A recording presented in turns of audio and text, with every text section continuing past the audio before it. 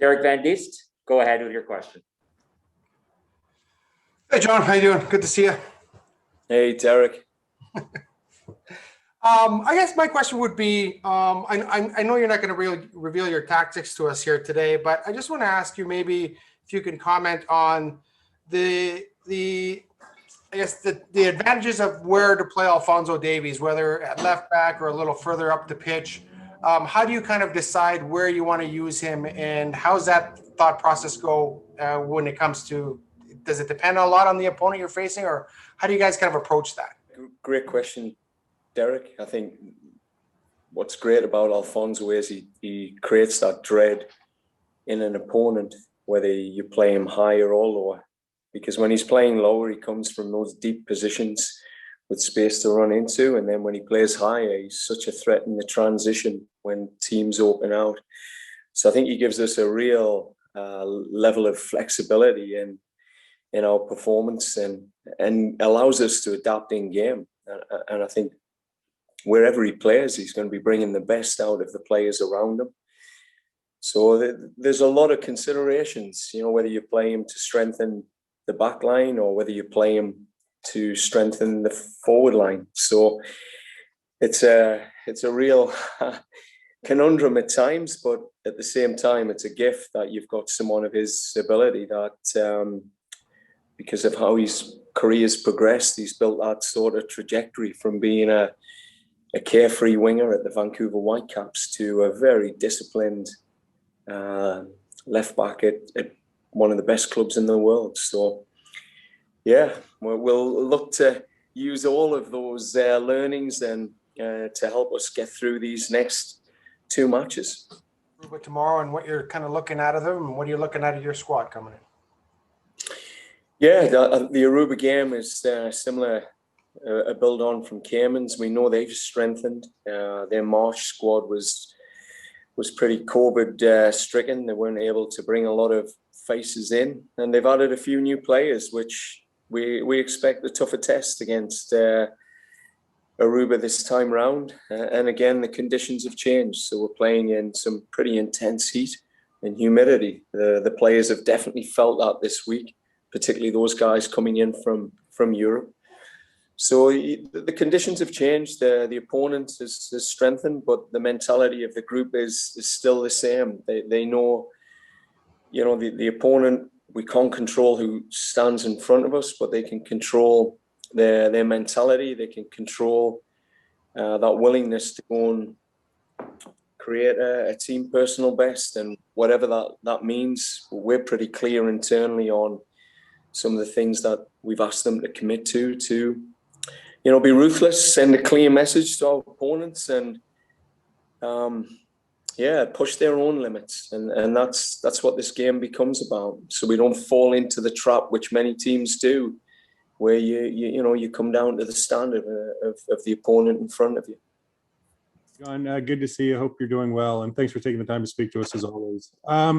Alistair Johnston, I know he's someone who doesn't have a great deal of experience with the national team. I think it's only 2 caps, so it's not a great body of work to judge him on. But I'm just curious as to what you've seen from him thus far and his role and importance for this national team for the future, looking beyond these 2 games.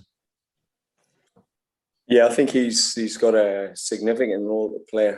He's going to learn and grow through this period of time. Again, you wish you would take over this team in 5 years' time when they've all got 50 caps together.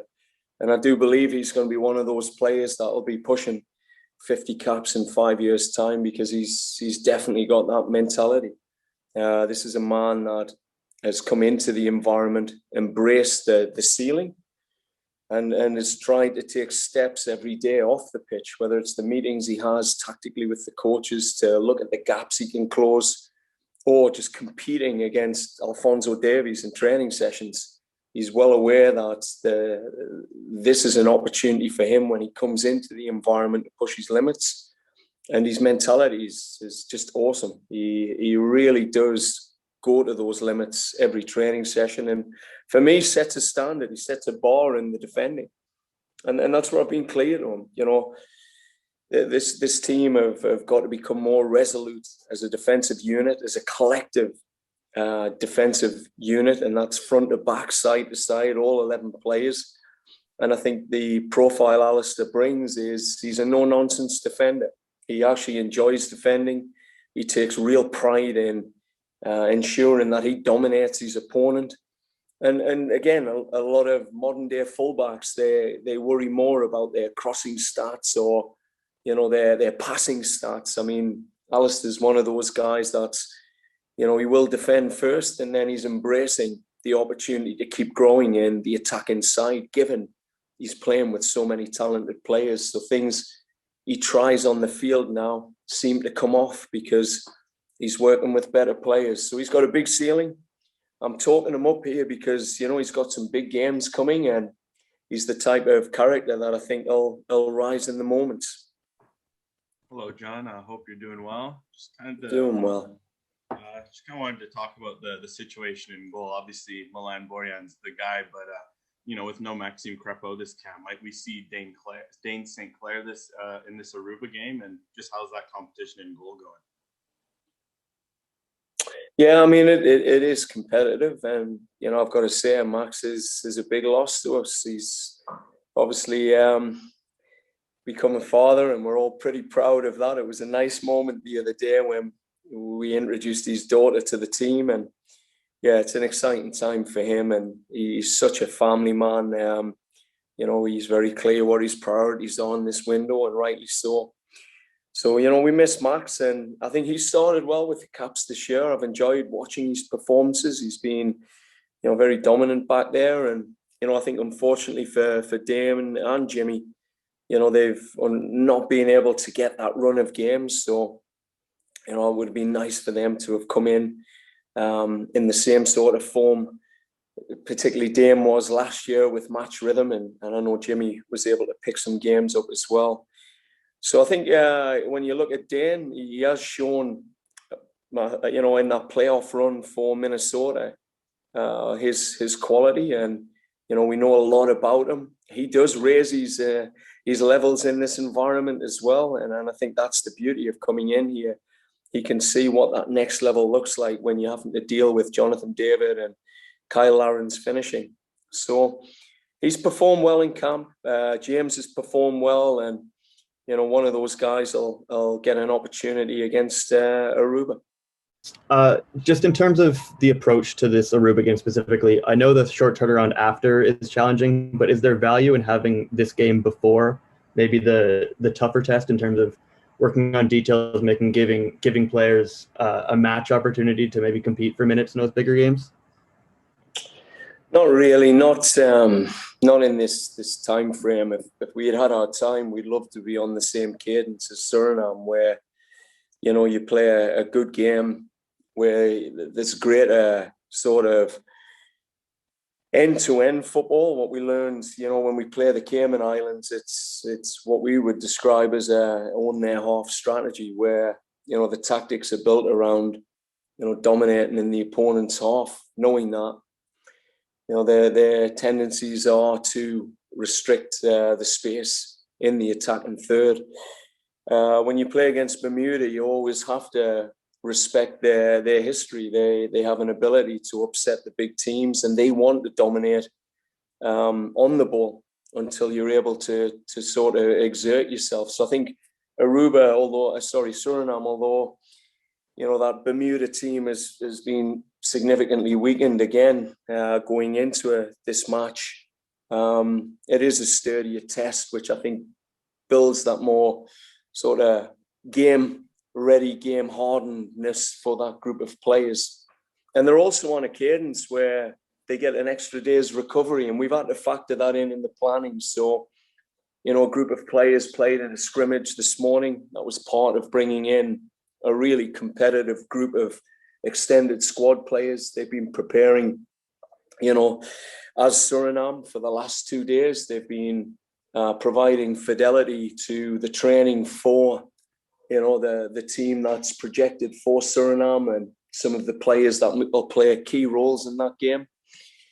And the Aruba squad, they've been training again with more fidelity. We've had Montverde Academy in our environment for scrimmages to, again, sort of, give that group the sort of feel for what that game's going to look like. So I keep saying this, we can't look past game one. There's nothing stopping, Suriname going out there and with the quality of their team, banging in 8-9 goals against a Bermudan team, which looks very experimental from what I've seen. I've not seen a Bermudan team without the usual names like Leverock and Bather, Lam, Clemens. There's a large group of key players that don't seem to be making that trip, and I think for us we've got to stay vigilant. There's a group of players that are clear.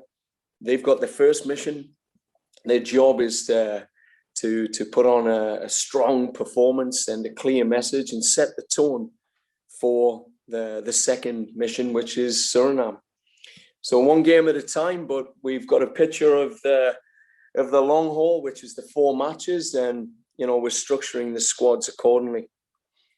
When you think about the possibility of these 4 matches in front of you, you've been with this team for a very long time. This is, one of the many training camps that you've been a part of. When you think about this training camp and these matches as a whole, what feels different right now? I think what feels different is the genuine excitement and belief in this group and their abilities. Like the last time we were together, Alfonso hadn't won a Champions League. Kyle hadn't won a domestic competition or a cup, and Johnny hadn't won a domestic title. These guys were guys that were growing in their leagues. David Wotherspoon hadn't won a cup double. We've certainly put players in positions, or we've had players in positions where they've experienced the championship moments. They've been through that pressure cooker, and I keep saying this, where normal people put in very abnormal situations. And there's nothing more abnormal than going and playing in front of 30,000 in a country like Haiti or Nicaragua. To be able to manage those moments, it takes, guys that have been there, felt it, seen it. So I think what I feel is, and because you've been to every one of these camps, there's a collective belief in the ability to take it to the next level. And as a coach, that's exciting to be part of that, to help feed that and bring it all together. So yeah, that's what I've noticed, Josh, more than anything. That will wrap up our match day -1 press conference with John Herdman. Thank you very much, everyone, and stay safe.